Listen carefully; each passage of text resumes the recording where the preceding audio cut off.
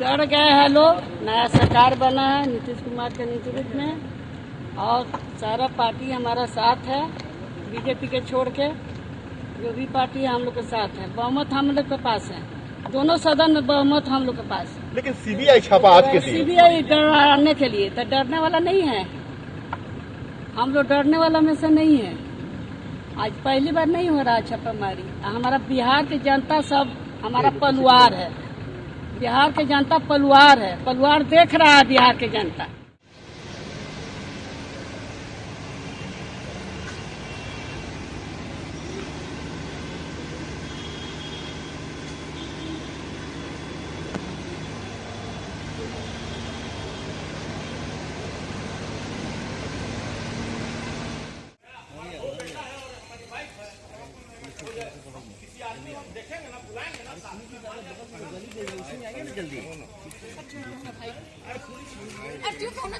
यार पुलिस को बुलाइए, उसके साथ कराइए, उसके सामने कराइए, थाना को खबर करना चाहिए, थाना को बुलाइए भाई।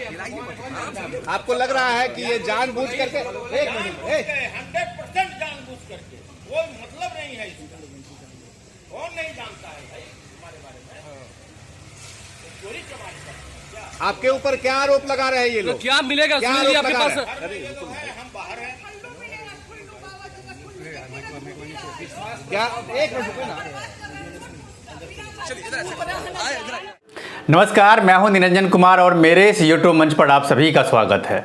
आपको याद होगा कि हाल ही के समय में मैंने आपसे कहा था, जब बिहार में सत्ता परिवर्तन हुआ था और वहां पर महागठबंधन की सरकार बनी थी, तब मैंने ये आशंका जताई थी कि आने वाले समय में बहुत जल्द ही बिहार में आरजेडी के कई बड़े नेताओं के खिलाफ सीबीआई और ईडी की छापेमारी हो सकती है। और आज जब देखिए, आज बिहार विधानसभा में महागठबंधन को विश्वास मत प्राप्त करना था। हालांकि विश्वास मत तो प्राप्त हो गया, लेकिन आज ही यानी 24 अगस्त को ही आरजेडी के कई बड़े नेताओं के घर पे सीबीआई और ईडी ने छापेमारी की है।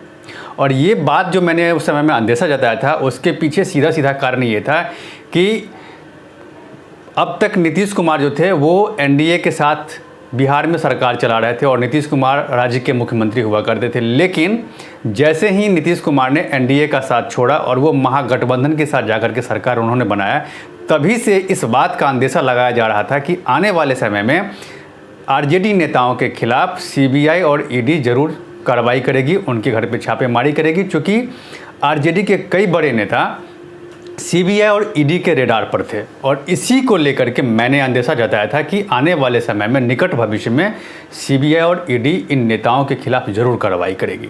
और अभी देखिए कि आज 24 अगस्त को जब सीबीआई और ईडी ने छापेमारी की है, तो वो कोई एक दो जगह नहीं छापेमारी की है, पूरे 21 जगहों पे, 21 ठिकानों पे सीबीआई और ईडी ने छापेमारी की है। और वो भी पटना से लेकर के कटिहार, दरभंगा और गुड़गांव तक 21 ऐसे ठिकाने हैं जहां पर सीबीआई और ईडी ने छापेमारी की है। और इस छापेमारी में सीबीआई और ईडी के निशाने पे सिर्फ और सिर्फ आरजेडी के नेता हैं, जो जिनके ऊपर सीबीआई और ईडी को संदेह था। और इसमें आरजेडी के कई बड़े राज्यसभा सांसद हैं जिनका लालू प्रसाद यादव के साथ बहुत ही नज़दीकी संबंध है, और कई विधान परिषद हैं, एमएलसी हैं, और कई पूर्व एमएलसी हैं जिनके घर पे सीबीआई और ईडी ने आज छापेमारी की है। और इस छापेमारी में लालू प्रसाद यादव की एक खास करीबी हैं सुनील सिंह, जो एमएलसी हैं, उनके यहाँ भी छापेमारी हुई है। और इस छापेमारी को लेकर के सुनील सिंह ने ये कहा है कि उनको गलत तरीके से फंसाया जा रहा है। अब देखिए, सुनील सिंह का जो रिश्ता है लालू प्रसाद यादव के यहाँ, वो इस तरह का रिश्ता है कि लालू प्रसाद यादव की जो पत्नी है उनको अपना वो मुँह बोला भाई मानती है। और बहुत लंबे समय से इनका रिश्ता है आरजेडी के साथ, लालू परिवार के साथ, और इनके साथ कई और जो बड़े सांसद हैं राज्यसभा के, जिनके यहाँ आज कार्रवाई हुई है पटना के कई अलग अलग ठिकानों पे, कटिहार में हुई है, दरभंगा में हुई है। ये सारे जो नेता हैं वो लालू प्रसाद यादव के बहुत करीबी हैं और बहुत लंबे समय से इन लोगों का लालू प्रसाद यादव के साथ घनिष्ठ संबंध हुआ करता था। और इन सभी नेताओं के खिलाफ सीबीआई और ईडी को सबूत रहे होंगे और इसी सबूत के आधार पर सीबीआई और ईडी ने छापेमारी की है। और देखिए, इस पूरे मामले को लेकर के तेजस्वी यादव ने विधानसभा में ये कहा कि उन्हें इस बात का अंदेशा तो तभी था जब उनकी सरकार, महागठबंधन की सरकार बनी थी, तभी ये पता था और उन्होंने अपने तमाम नेताओं के साथ बैठक करके उनको इस बात के लिए निश्चिंत रहने के लिए कहा था कि आप इस बात के लिए तैयार हो जाइए कि आपके घर पर सीबीआई का, ईडी की छापेमारी कभी भी हो सकती है। और उन्होंने ये भी कहा कि चूँकि आज विश्वास मत प्राप्त करना था और मुझे एक दिन पहले ही इस बात की जानकारी मिल गई कि सीबीआई की 200 टीमें जो हैं, सीबीआई और ईडी की 200 टीम पटना में आ गई है और वो बड़े पैमाने पर आरजेडी नेताओं के घर पे छापेमारी करेगी। और देखिए उन्होंने जो कहा वो बात भी सही निकली और आज सुबह से ही बड़े बड़े नेताओं के खिलाफ सीबीआई और ईडी की छापेमारी हुई है। हालांकि अभी तक ये साफ नहीं हो पाया कि इस छापेमारी में सीबीआई और ईडी को क्या मिला। अब सवाल यहाँ पर ये उठता है कि सीबीआई और ईडी ने इन नेताओं के घर पे छापेमारी क्यों की। लालू प्रसाद यादव के जितने भी करीबी नेता हैं जिनके घर पे जो आज छापेमारी हुई है, वो छापेमारी क्यों हुई, किन वजहों से हुई, क्या मामला था, ये जानना बहुत ज़रूरी है। देखिए, बिहार में महागठबंधन की सरकार बनने से पहले लालू प्रसाद यादव के एक बहुत ही खास नेता के घर पे कार्रवाई हुई थी और वो दरभंगा के रहने वाले हैं, वो एमएलए हुआ करते थे और इनके ऊपर ये आरोप था कि ज़मीन के बदले उन्होंने रेलवे में नौकरी दिलाने को लेकर के दिलाने का मामला था, जिसके कारण जो है इनके यहाँ सीबीआई ने कार्रवाई की थी और वो अभी सीबीआई के हिरासत में है, उनके ही कब्जे में है। तो ये जो पूरा जो मामला है, आज जो कार्रवाई हुई है वो भी, और उस समय जो कार्रवाई हुई थी वो भी रेलवे में ज़मीन के बदले नौकरी देने के मामले को लेकर के ही कार्रवाई हुई है। और उस नेता का नाम था भोला यादव, जो लालू प्रसाद यादव जब केंद्र में रेल मंत्री हुआ करते थे साल 2004 से 2009 के बीच, तभी का ये मामला है।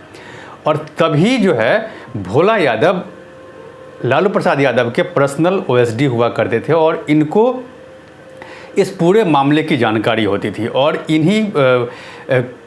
इन्हीं को उस समय में सीबीआई ने गिरफ्तार किया था। उनके यहाँ छापेमारी की थी दरभंगा में, पटना में, और उसके बाद गिरफ्तार किया था इसी पूरे मामले को लेकर के, ज़मीन के बदले रेलवे में नौकरी देने के मामले को लेकर के की थी। और आज जो कार्रवाई हुई है वो भी इसी मामले में कार्रवाई हुई है।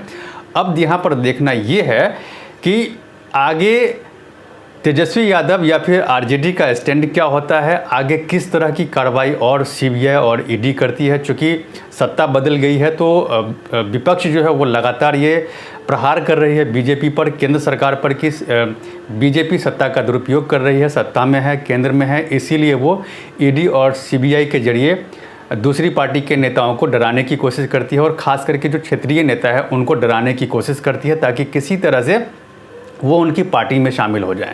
ये बात लगातार विपक्ष जो है वो सत्ता पक्ष पे आरोप लगा रही है, केंद्र की बीजेपी सरकार पर लगा रही है।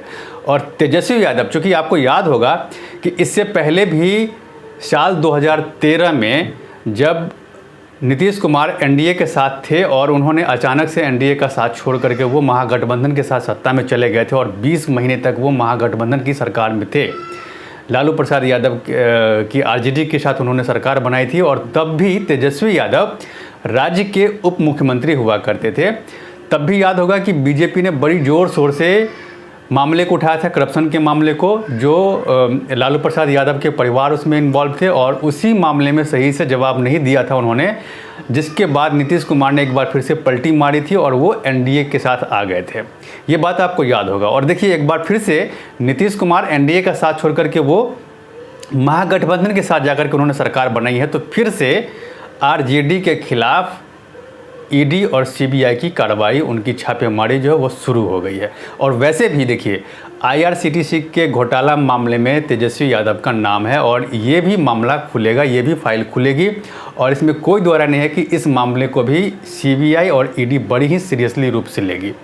वैसे भी अभी जो ज़मीन के मामले में जो सरकार रेलवे में नौकरी देने वाला जो घोटाला हुआ है, जिसके मामले में अभी छापेमारी हुई है, उसमें भी लालू प्रसाद यादव हो, राबड़ी देवी हो, उनकी बेटी हैं, ये इन सबों का नाम इसमें इन्वॉल्व है।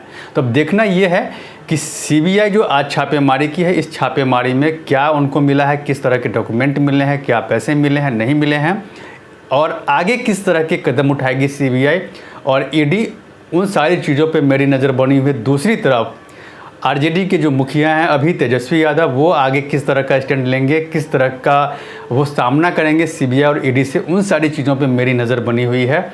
आप मेरे साथ बने रहिए और अब तक अगर आपने मेरे इस यूट्यूब चैनल को सब्सक्राइब नहीं किया है तो प्लीज़ सबसे पहले आप मेरे इस यूट्यूब चैनल को सब्सक्राइब कीजिए, लाइक, शेयर और कमेंट ज़रूर कीजिए। इसमें एक कमेंट बॉक्स है जहां पर जाकर के आप इस मुद्दे से रिलेटेड अपने सवाल कर सकते हैं, जिसका जवाब मैं आपको दूंगा। तब तक के लिए धन्यवाद।